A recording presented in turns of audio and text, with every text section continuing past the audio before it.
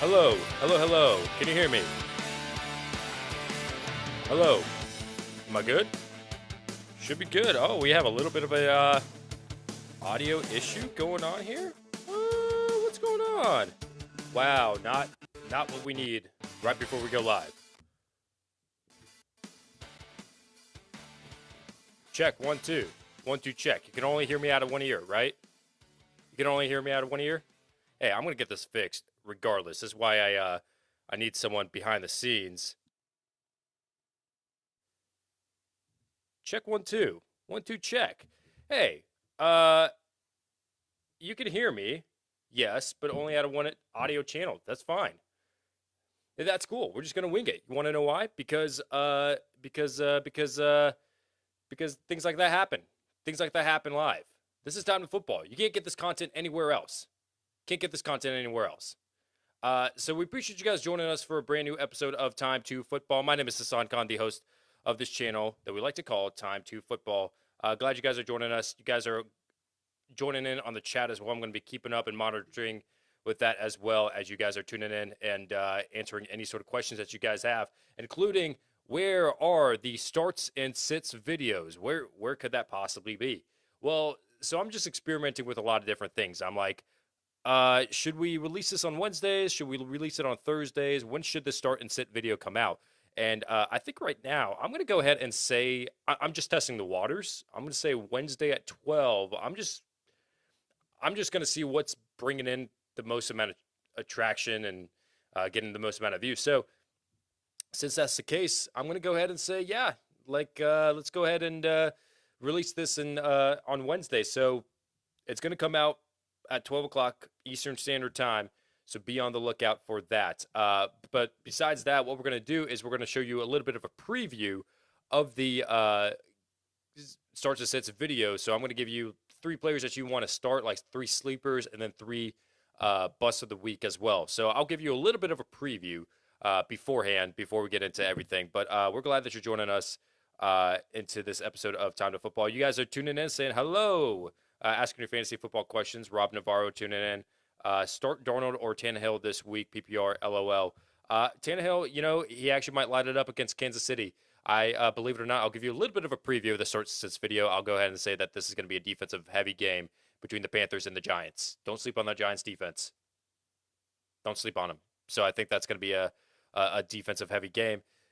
Tua or Heineke, I like both. I really do. And you're about to see why later on in the show why I like both. You have a honey sweet voice. Wow. ASMR. ASMR. Hey guys, now we're going to be talking about fantasy football. Do you like the sound of my voice? This is NPR. Thank you for joining us. Go subscribe. OnlyFans.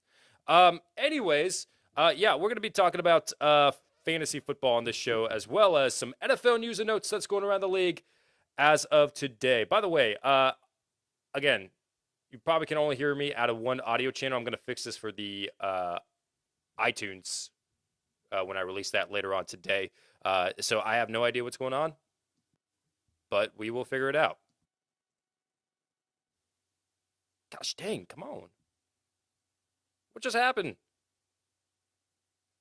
Hello. Check 1 2. I don't know. I have no freaking idea. Whatever. NFL news and notes that's going around the league. There's a lot of injury news, and a lot of it also has to deal with this is still stuff that we're learning from this past Sunday. And people have not taken the practice field just yet and released their injury reports on Wednesdays. That's later on in the day on Wednesday. But right now what we know is that Teddy Bridgewater is dealing with a foot injury. Oops. Is that going to affect his status this Thursday against the Cleveland Browns? We're just going to have to wait and see. Now we're going to have to transition over to another player on the opposite side of the ball, or at least for the other team that's playing on Thursday night. Odell Beckham Jr. is dealing with a shoulder injury, and his status is unknown because he was not spotted at practice on Tuesday, or at least he wasn't in practice. He didn't participate in practice. So Odell could be missing this game with a team that's already missing so many people, and running backs are hurt, and it's a mess for the Cleveland Browns. So Yeah, Odell Beckham could miss this game. Dawson Knox is expected to miss some time. He just had some surgery on his bone in his hand, and he's expected to miss some time. When asked about how long is it going to take for Dawson Knox to miss this game, they said as soon as possible. That's the timetable when he's going to return. So as soon as possible, whatever that means. We're just going to have to wait and find out. Uh, Paris Campbell has been placed on injured reserve because he suffered a significant foot injury this past week against the Houston Texans, and there is actually a little bit of pessimism, a little bit of doubt that his status for the rest of the season, that he could be done for the whole season. So T.Y. Hilton season, it's on. It's on. Tre'Quan Smith, hamstring injury. He was on injured reserve. The Saints have designated him to return from injured reserve. So they opened up the 20-day window for Tre'Quan Smith, as well as Will Lutz. They're going to get their kicker back as well. So good news for the Saints. Andrew Thomas, the talented left tackle, right tackle, left tackle. He was a left tackle in college at Georgia. Maybe he played a little bit of right. But he is dealing with a foot/ankle injury for the New York Giants. He's going to be expected to miss some time because they placed him on IR. And speaking of the Giants, Kadarius Toney, speaking of another ankle, dealing with an ankle injury, only had 3 receptions in that game against the LA Rams before he was taken out. He is expected to miss at least one game. This is news that's coming out. Kadarius Toney is going to miss just one game at least. So not optimistic on Kadarius Toney. Jacob Eason, speaking of the Indianapolis Colts, when we talked about them earlier, Jacob Eason has been released. He is no longer the backup quarterback for the Indianapolis Colts. That is instead Sam Ehlinger, the longtime Texas quarterback who was drafted in the later rounds of the 2021 NFL Draft. They designated him to return from injured reserve, meaning that, or maybe from the practice squad, one of those two. Regardless, they needed to make some room, and Jacob Eason has been cut. And then finally, the talented linebacker, speaking of the Browns injuries, Tua Tagovailoa. Wow. I don't know why I said Tua Tagovailoa. I was looking at my notes, and I just said it. But Jeremiah Owusu-Koramoah has been placed on injured reserve. Maybe I was just thinking of long names. Maybe that's what it was. I can't see the correlation between Tua and Jeremiah. But he's been placed on injured reserve. Unfortunately, he is dealing with an ankle injury. And that is going to be your NFL news and notes for for today. I'm just checking in with the chat and seeing what you guys are saying. Would you trade A-Rob for Kadarius Toney? This is from Danny Lee. Now, here's the thing. If you want to talk about trades and Allen Robinson, we're approaching the November 2nd trade deadline. Do you want to hold on to Allen Robinson and see where he lands first before you make some sort of drastic trade? That's what I would do. I had no idea that I actually offered my buddy in one of my leagues. I wanted to get Ronald Jones because I'm trying to package a deal to like the Leonard Fournette owner, like to get a handcuff for Fournette. So it's like a 3-way trade. I get Ronald Jones and then I trade him Ronald Jones for like someone. Anyways, whatever. It made sense when I talked about it in the trade. But I tried to get Ronald Jones, and he's like, oh, actually Ronald Jones is the interest of trade talks. There are teams out there that are saying that they could trade for Ronald Jones, according to Tom Pelissero of NFL. So at that point, does Ronald Jones even become untradeable in fantasy football? I don't know. Deshaun Watson, do you want to pick him up off the waivers? Maybe after this week, just to hold on to him, see where he goes. So to answer your question, man, I would hold on to Allen Robinson. Maybe Ronald Jones I would trade away. Maybe Deshaun Watson I would trade away. But Allen Robinson, he's talented enough. I'd keep him for now. All right. Let's give you a little bit of a preview of the Fantasy Football Starts and Sits videos. Again, if you're just tuning in, we come out with a video. We're going to be coming out with it at 12 o'clock here today, 12 o'clock Eastern Standard Time. So be on the lookout for that. We're going to go ahead and schedule it to be released. But I'm going to give you a little bit of a preview beforehand so that you can go ahead and get your fix. So I'm going to give you 3 sleepers and 3 busts. That's going to be shown in that video. And then obviously in the video, we show you many, many more starts and sits for each position. So let's first start off with this guy's our sleeper of the week for the quarterback position. I'm really, really liking Taylor Heineke this week. I mean, I think that he has the opportunity to really excel in this game against the Green Bay Packers. They're going to be down by a lot. They are going to have to pass the ball. Plus, Antonio Gibson is expected to miss this game. Or at least I think. We haven't had the official announcement yet. But I think that Antonio Gibson is going to miss this game, meaning that Taylor Heinicke could pass the ball a lot more. And so if that's the case, yeah, I'm going to go ahead and put my trust into Taylor Heinicke. He's going to dump it off to Jaden McKissick a lot. Maybe just get you 17, 18 fantasy points. Hey, that's enough. That's enough to win you your week. Let's talk about at the wide receiver position, Christian Kirk. I really like Christian Kirk in this Arizona Cardinals offense in general, just because you may not know it, but he has the same amount of receptions as DeAndre Hopkins, and he only has 9 yards less than DeAndre Hopkins. Now he has 3 touchdowns less. That's the biggest difference. But it shows that Cliff Kingsbury, Vance Joseph, whoever wants to coach this team, has a lot of trust in Christian Kirk, and he is a big part of this Arizona Cardinals offense. And I don't think Zach Ertz is going to be that big of a deal to take away targets from him. So I like Christian Kirk, especially against the Houston Texans. And finally, sleeper of the week for the running back position, just a little bit of a preview. Last sleeper we wanted to show you. Let's talk about Miles Sanders for a second. So we have touched on this for the last week, that Miles Sanders is expected to get an increase in touches. I think the Eagles coaching staff is starting to realize we have to feed Miles Sanders. What is going on? Where's the disconnect? Hey, if they don't feed Miles Sanders, at least give Sanders 12 carries and Kenneth Gainwell maybe like 4 or 5. But they're not even doing that because they're straying away from the run game. Well, I think that they realize, yeah, we can't do that. We can't stray away from the run game. We're losing games. Even though Jalen Hurts has been incredible, we're still losing games. So we're going to have to go in the direction of putting in Miles Sanders, giving him the necessary touches, and just relying on the run game. So Miles Sanders against the Las Vegas Raiders, I like it a lot. Bus. Let's talk about some bus going on right now. And I think at the wide receiver position, it's got to be Tyler Lockett. Listen, Geno Smith's favorite target is DK Metcalf. When Geno Smith took over for Russell Wilson in that game versus the LA Rams, not his first official start against the Steelers, but against the LA Rams, I was monitoring and looking very close on who he threw the ball to. 1, he threw it to Will Dissly. 2, DK Metcalf, his 2 biggest targets. And so then my mind was like, oh, okay. Then against the Steelers, it's going to be DK and Will Dissly that's going to get, a majority of looks or red zone targets or whatever it may be. And guess what? Will Dissly had a touchdown, and DK Metcalf was the leading receiver.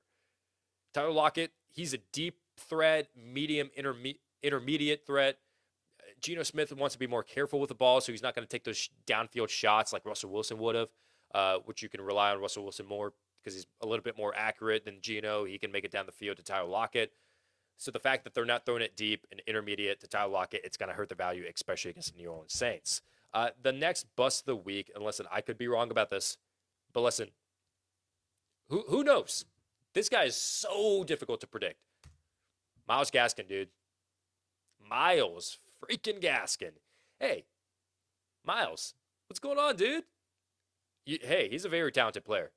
Very talented. I don't think it's all his fault. I think it's just because the offensive line for the Dolphins is not that great. And plus, the Miami Dolphins have their own game plan. They want to incorporate different backs. They want to create roles for Salvon Ahmed, for Malcolm Brown. Myles Gaskin is the most talented back out of all of them. But against the Atlanta Falcons, even though it seems like it's a pretty good matchup, I'm so scared of him just getting another 3 fantasy points or whatever it may be and just completely ruining people's fantasy weeks. It could happen. So, yeah, Myles Gaskin, bust. Another bust, just one more preview that we wanted to show you before we release the official video later on this afternoon.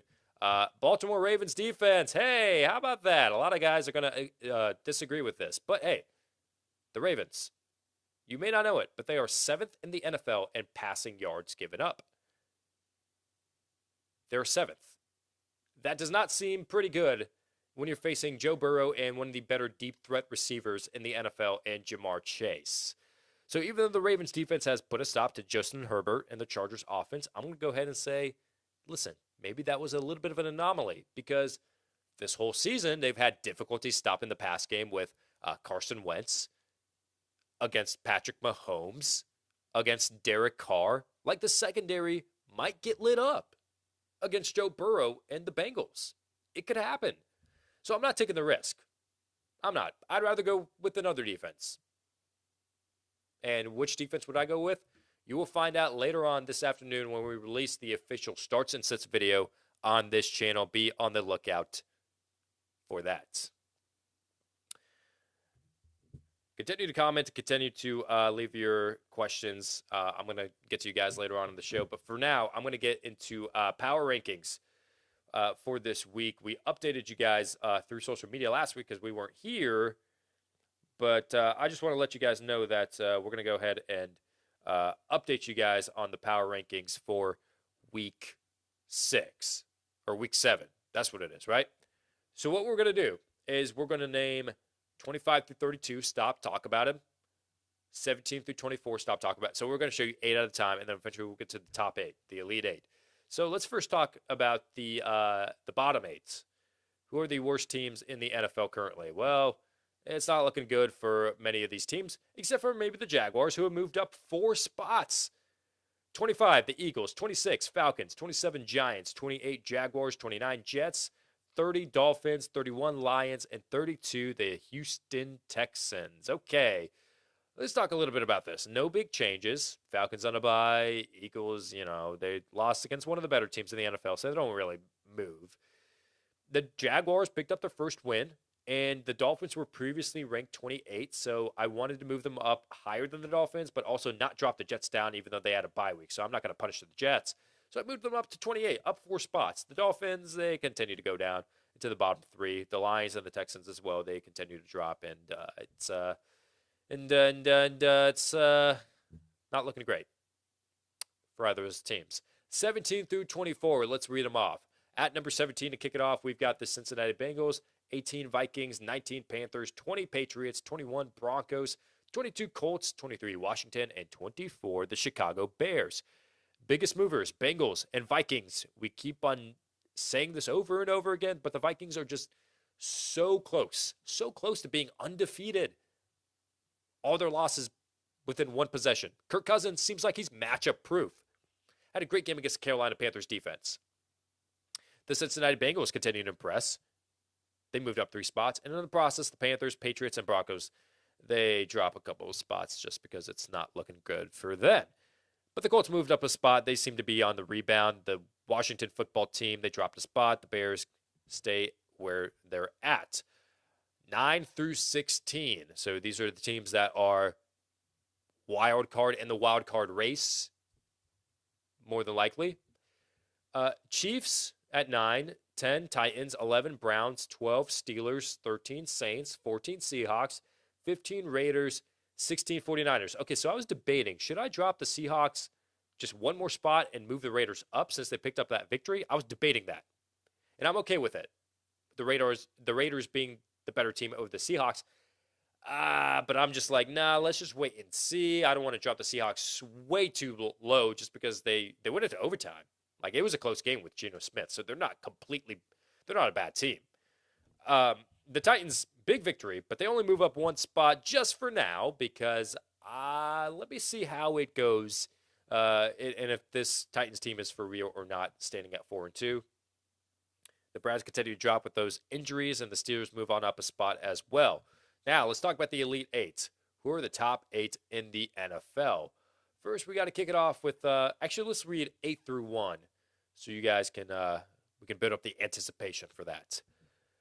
Number 8, the Chargers. 7, the Bills. 6, Cowboys. 5, Packers. 4, Ravens. 3, Buccaneers. 2, Rams. And 1, the 6-0 undefeated Arizona Cardinals. Packers and Cowboys move up. The Bills drop a couple of spots after that loss against the Tennessee Titans. Man, they could have won that game. They could have won that game, or at least sent it to overtime, but they didn't. The Packers, listen, they still own you. They still own you. They move up a spot. The Cowboys, they started preseason at number 17. And since then, they've just been impressing. 5-game winning streak, almost beat the Tampa Bay Buccaneers. And the Ravens, big victory for them as well, but you know, you've got the Bucks and the Rams and the Cardinals continuously winning as well, so you can't really move the Ravens up. But that is our power rankings for week 7, going into week 7 of the 2021 NFL season. Hey, if you disagree, leave your comments, leave your thoughts, leave whatever down below in the chat and in the comments, and let me know your thoughts. Which teams are ranked too high? Which teams are ranked too low? Man, I am actually. It's today the 20. It's the 20th. Okay, so tomorrow I am. Oop, I'm getting paid by YouTube, and I love it. You get paid every 21st, which kind of sucks because you want a bi-weekly income as opposed to a monthly income, so you kind of have to ration it out. But hey, listen, like we covered on the show yesterday, if you need more money, just buy a parking lot. Biggest scam in America. Oh, you need to pay some bills? Buy a parking lot. Charge people $25 to park. Oh, there's a really sick tattoo you want, but it's gonna cost $500. Just purchase this parking lot. Charge people $35 to park. It's a good area. It's a good area. It's Manhattan. It's a good area. Downtown Chicago. $50 for 2 hours? Not bad. Okay, so anyways, I'm done rambling on about that. Let's talk about viewer questions that you guys are leaving in the chat. Again, if you guys are just now joining us, I'm sorry that the audio is just going through one ear. I don't know how to fit. Oh, let me see one more time if I can try to fix that. But yeah, it's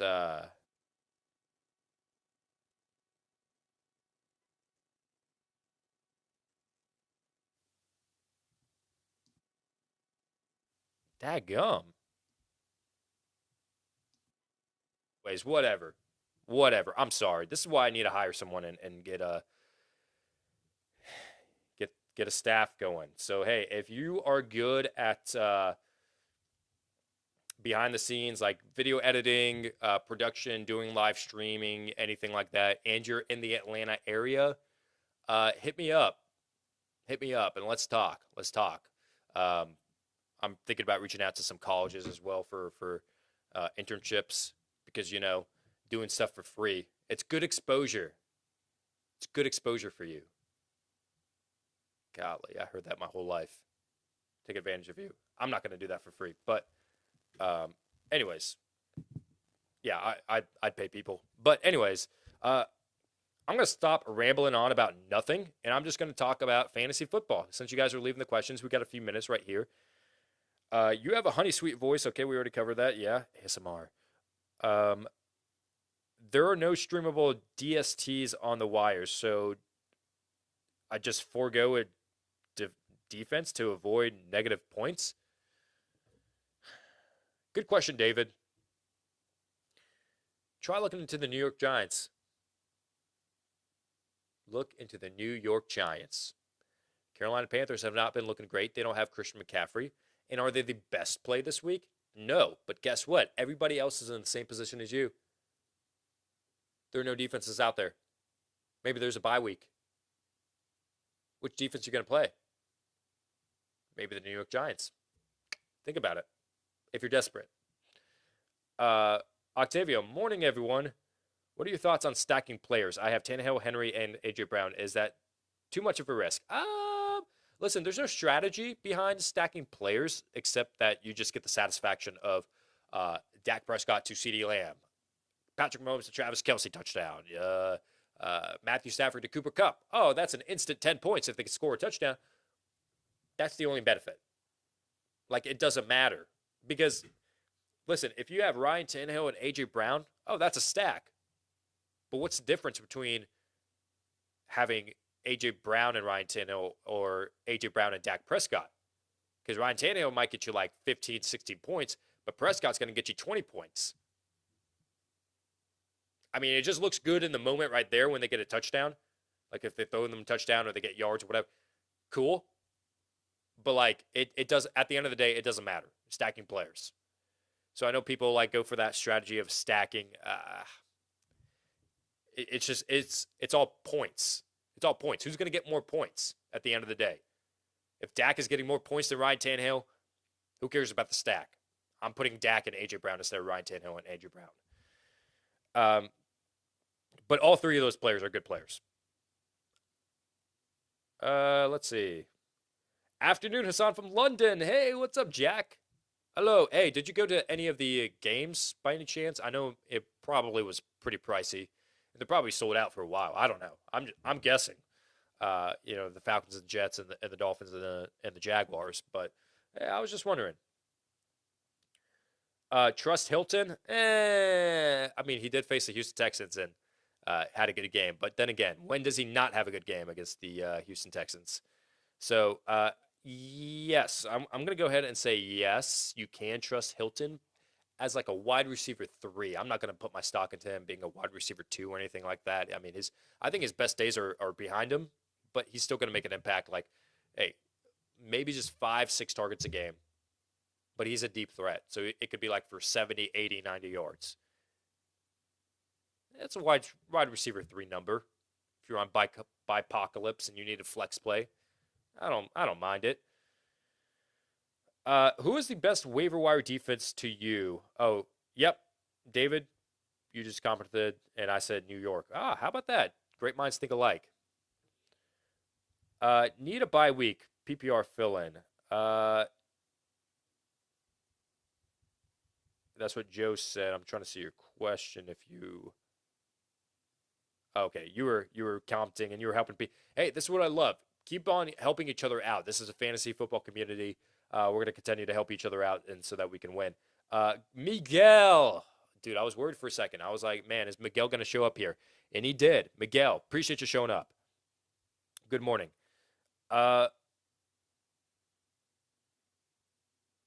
David, no way on Heineke. No effing way. And that's why he's a sleeper. Like, the priorities of our video, I give the 5 starts, the 5 sits, and then I say sleeper of the week, bust of the week. Sleeper of the week is like the last option out of the 5. So he's option 6. Think about it. I mean, if you're a Josh Allen or Dak Prescott owner and you're in a bad spot, you don't have a backup quarterback. No, everyone's taken off the waiver wire, which I mean, like Matt Ryan should be available. You should have picked him up if you needed him, or Tua Tagovailoa. Like I would start those 2 guys over Heineke. But if those guys got taken, I mean, Heineke would be like your best choice. Caliente Kid, morning, my brother. I'm hurting bad because of buys. Should I drop Gaskin and pick up Felton, running back from Cleveland? I have Chubb, but he's out this week. Thanks in advance. You rock. Hell no. To the no, hell to the no. Felton and Dearness Johnson, y'all deal with them. I did not even put in a waiver claim for any of those guys because I know that everybody's going to spend big bucks if you play with Fab.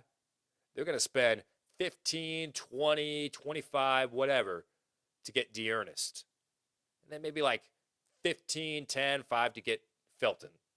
Guess what? This is only going to last maybe 1-2 weeks max. I'm okay. I'm thinking long-term, dude. If I'm desperate, I mean, you seem like you're desperate. Are you like 1-4, 1-5, 0-6, and you got to get something going? I mean, no. I would still say no because Gaskin, I'd rather play him against Atlanta than people that had 2 backs that had 12 snaps each. You don't know who's going to be the starting running back. It could be Dearness. Technically, it's going to be. But Felton could work in a PPR role. You just don't know. And against a tough Broncos run defense, this is only going to last for a week. They have a long rest week ahead since they play on Thursday. So Chubb, more than likely, might come back in week 8. At worst, week 9. You'll be fine. Start Gaskin. Think long term. If my team's like 5-1, 4-2, nah, I ain't doing it. Y'all deal with them. Y'all have them. Waste your fab. Waste your top waiver claim. I'm getting someone else. I'd rather start Gaskin to answer your question. Let's see.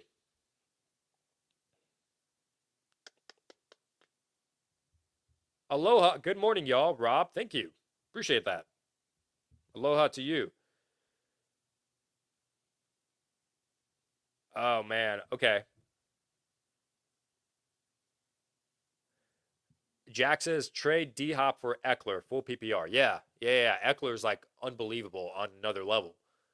And if you could pull off that trade, D Hop is pretty good too. But wide receivers, like running backs, are way more of a priority. Way more. So if someone is in a need for a wide receiver, dude, stack running backs. You can never have enough running backs. Never. A guy in my league has oh gosh, he's starting three because two running backs and a flex, and then on his bench he's got three startable running backs. And I mean, it's like Micah Davis and uh, like those kind of players, like Damian Harris. So it's kind of like the lower tier, but still like he's in a good spot because everybody's hitting him up for trades. Like, dude, I need a running back. I have Najee Harris and Dalvin Cook on a bye week. I need a running back. How can I get one of your running backs? Dude, stack up on those running backs. Eckler for Hopkins, I would do it. Joe, man, Joe, you are coming in clutch, answering these questions in the chat, dude. Want a job? Do you know anything about behind the scenes? Because that's where I really need help. But Joe, I appreciate you coming in clutch and helping people out. Flores likes to lose games. LOL. Yeah, it's not looking good. Joseph, rest of the season, Pittman or Claypool? Claypool. It's gonna turn around. It's gonna turn around eventually. Juju's out for the remainder of the season. Deontay's the main guy, but Claypool, man, don't sleep on the fact that earlier this season he was getting a high amount of targets thrown his way. It didn't work out against the Seattle Seahawks, but I'd rather have Claypool in an offense where Ben Roethlisberger's going to toss the ball a lot than maybe Carson Wentz. And this is a run-first team with Jonathan Taylor, and then T.Y.'s now back, and like you know, Carson Wentz is prone to like making mistakes a lot, and not this year. He's been looking a little bit better, but still.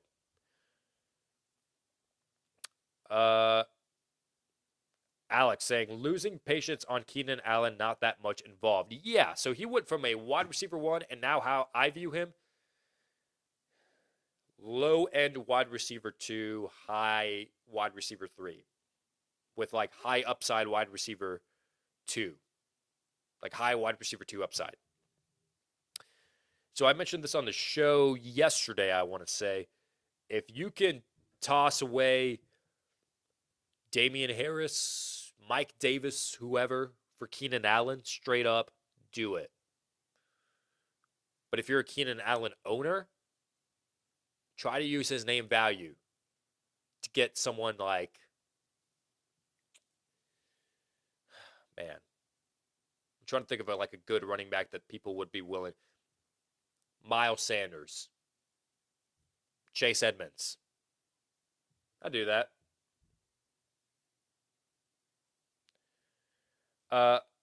Okay, Ridley, Metcalf, Antonio Brown, AJ Brown, Thielen. Start, sit, help. I traded for Miles Sanders and I gave away Alex Collins and Chris Carson. This is from Daniel Orton, by the way. That backfield is going to be a mess. Yes. Yes. For now, it's fine. For now, I will start Alex Collins all day long. But now that Rashad Penny's coming back, and then Chris Carson, I don't know if he's going to return sometime this year. I don't know when it's going to be. But if he does come back, oh, yeah, it's going to be, get rid of it, dude. Get rid of it. So to get Miles Sanders, smart move on your part. And Ridley, Metcalf, Antonio Brown, AJ Brown, Thielen. I don't know how many you need to start, but Ridley and Metcalf for sure you need to start. And Thielen, I would say you need to start as well. Man, you're good at wide receiver. Dang, dude, you're loaded. Honestly, I think the pass deserve to be higher. This is from Brandon. Yeah, they're games. Even though they lost, they have been pretty close against the Cowboys, against the Buccaneers. Two very good teams. So, yeah, maybe I could see that.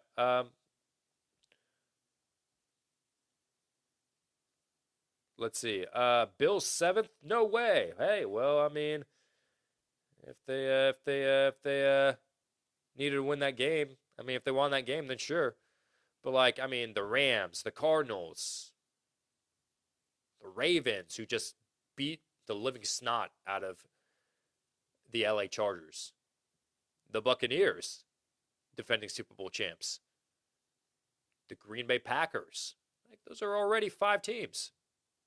That might be better than the Bills, or at least at the same level as the Bills. So, I mean, I know you see the number 7 right next to the Bills in the power rankings, but look at the teams ahead of them. It's hard to surpass them if they could just continue to win. Superflex, PPR, my team. Herbert, Lawrence, Pitts, Derrick Henry, Aaron Jones, Zeke, JT Woods, Rondale Moore, Boyd. Advice and trade help. Which RB do I let go and who do I target? Wow, that's a loaded question, Rob. Okay, let's debrief this. Which RB do I let go and who do I target? No one, dude. Keep those RBs. There's some pretty freaking good RBs. Keep them. So to answer your question, none of them. Those parking lot owners are millionaires. Yes, sir. Yes, they're. Dude. Can't pay rent? Buy a parking lot. Charge people $75 a spot. It's only for 6 hours. That's a good deal. Dude, it's all about location. Location? Oh my gosh, this is right next to Madison Square Garden? This is so worth paying $50 an hour.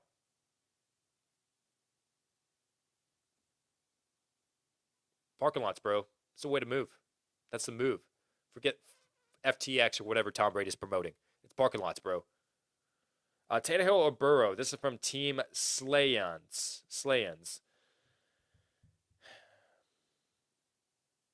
That's tough. I think they're at the same tier.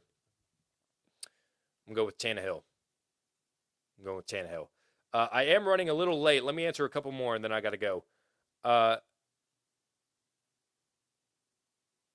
Edgar, you probably already answered this, but Deontay Johnson this Thursday seems like, or D. Johnson this Thursday. Dearness Johnson. Okay. Now I feel you. Seems like a good play. Picked him up off the waivers. Yeah, I kind of touched base on it a few minutes ago.